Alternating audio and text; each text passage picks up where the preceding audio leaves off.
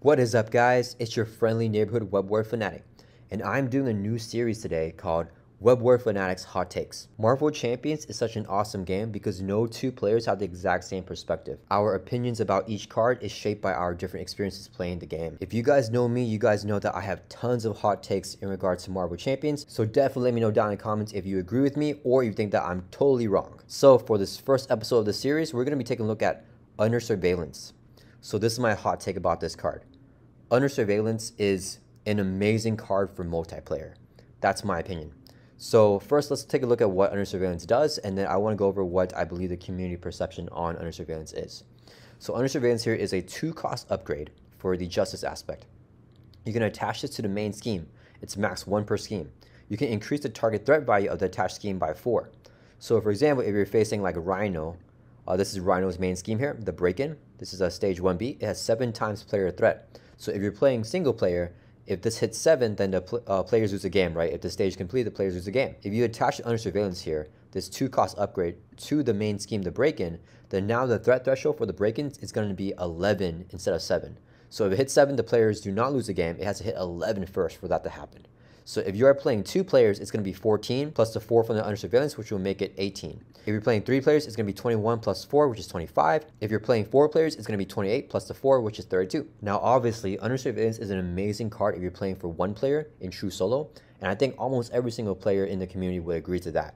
Right, being able to increase the target threat value of the main scheme by 4 when it's like 7, that's like 50% of an increase of that threat threshold, which gives you so much more breathing room whenever you're playing against a scenario like Rhino. However, the community perception that I've seen about this card is that it has diminishing value across higher player counts, right? So you're playing 1 player to 2 player to 3 player to 4 player, this card is going to be not as good because if the threat threshold is higher, like 14 or 21, adding 4 to that threat threshold is not going to have as much as an impact as in true solo. And I definitely agree with that. Whenever you're playing in multiplayer, the threat threshold for every single scenario will go up, so there's more breathing room for the players to flip down and to allow the villain to add threat and scheme. However, I've seen a lot of people say that they take Under Surveillance out whenever they're playing in multiplayer and that it's not worth including if you're playing at 3 or 4 player counts. And most people that I've spoken to have told me that they don't think Under Surveillance is good anymore at 3 or 4 player counts. This is something that I totally disagree with. So let's take a look at another Justice card here called For Justice.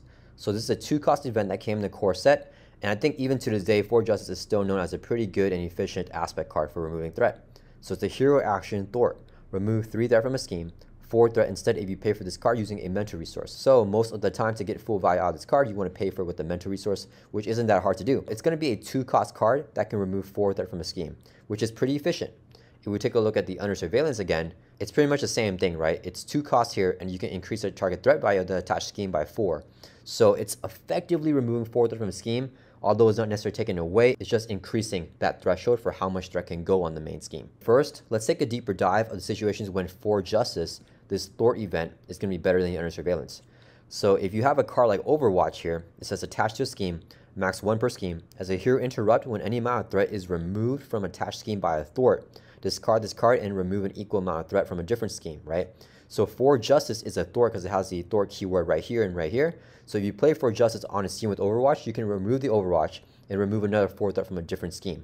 So it's effectively 2 for 8, which is really, really good. The Under Surveillance here is not a thwart activation, right? So you do not have that thwarting keyword. So in regards to Overwatch, and any type of effect that requires you to thwart or remove threat, I think the For Justice is going to be a better option here. The For Justice also gives you the versatility to remove threat from any scheme, right? Including a side scheme. The Under Surveillance here will only allow you to attach it to the main scheme. So if there's a really nasty side scheme that you need to get out, or if you're playing a player side scheme, the For Justice is going to be a better option for that too. Now let's take a look at situations where I think Under Surveillance is a better card. For Justice is a thwart removal card. Every single thwart removal card is useless if there's no threat on the scheme. So if you're playing a scenario and there's no initial threat on the main scheme, there's no side schemes in play, then the For Justice isn't going to be able to do anything. But you can always play the Under Surveillance down because it doesn't require a threat to be there. It just increases that threat threshold value for you. Also, if there's 2 threat left on a scheme, if you play the For Justice, you're going to thwart for 4 and overkill that scheme. There's going to be 2 wasted threat removal from that scheme. the under surveillance is always going to be good, and you're never going to waste that threat threshold, because having that extra breathing room is always useful to allow you to flip down, or if the villain gets in advance, you have that breathing room to survive a little bit longer. Events always run the risk of being useless if there's no specific situation for whenever its effect is needed. Upgrades are always going to be useful because you can just play them down and just have them there. Whenever I first started playing Marvel Champions and I was looking at the justice aspect, I really wanted a way for me to stay in alter ego and to remove threat. I noticed all of these thwart events here say hero action, which means that I must be in hero form in order to play these events. I've always thought that that was weird because villains will always add threat when you're in alter ego. So why can I only remove threat if I'm in hero form? This is the biggest thing that made me gravitate towards under surveillance, because under surveillance can be played in your alter ego. It does not say hero form only, it's not a thwart activation, and it does not say alter ego action only. So whether you're in hero form or you're flipped down, you can always play the under surveillance and get that threat threshold increased. Meanwhile, most thwart events like For Justice say hero action, which means you can only play this event while you're in hero form. Finally, if you're in a really dire situation and the main scheme is about to pop, and you're either confused, or if there's a patrol minion here, like the Kree Commando, it says patrol, while this minion is engaged with you, you cannot thwart the main scheme, then you cannot play the For Justice and clear threat from the main scheme unless you defeat the Kree Commando first and remove your confused status.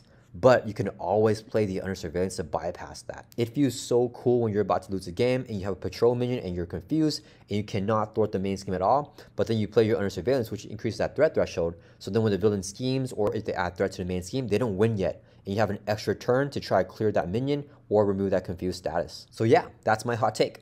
I think that most people would agree that under surveillance is a auto include if you're playing true solo, but most people that I've spoken to have also told me that under surveillance is no longer good at higher player counts. And I would ask them, is For Justice still good at higher player counts? Because it's 2 costs to essentially remove 4 threat, and under surveillance is still 2 costs, but you can add 4 threat to that threat threshold value, which to me is always going to be useful. If someone doesn't think that under surveillance is good at high player counts, I would argue that they probably don't think that any thwart event with 4 thwart removal or less is good either. So this is my first hot take. Let me know what you guys think. Am I entirely wrong, or have you been feeling this way about this card too? Or do my points make sense to you? Please let me know down in the comments if you agreed or disagreed. And also let me know if you guys like this type of series, if you like this type of discussion point. And yeah, I definitely want to do more. I'll see you guys in the next video.